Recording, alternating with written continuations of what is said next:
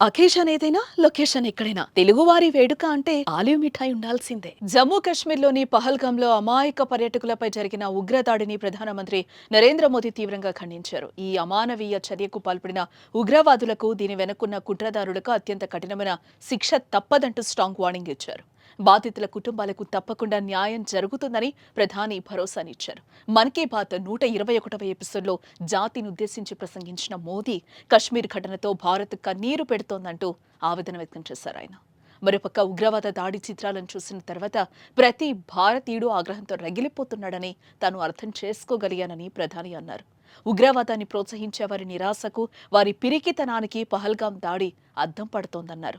కశ్మీర్లో శాంతియుత వాతావరణం నెలకొంటున్న తరుణంలో కశ్మీర్ను మళ్లీ నాశనం చేయాలనే ఉద్దేశంతోనే ఉగ్రవాదులు, వారి యజమానులు ఇంత పెద్ద కుట్ర పన్నారని మోదీ ఆరోపించారు. మరోపక్క బాధిత కుటుంబాలకు మరోసారి హామీ ఇస్తున్నాను, మీకు న్యాయం జరుగుతుంది, ఖచ్చితంగా న్యాయం జరుగుతుంది. ఈ దాడికి పాల్పడిన వారు, కుట్రదారులు అత్యంత కఠినమైన ప్రతిస్పందనను ఎదుర్కోవాల్సి ఉంటుందని ప్రధానమంత్రి నరేంద్ర మోదీ పునరుద్ఘాటించారు.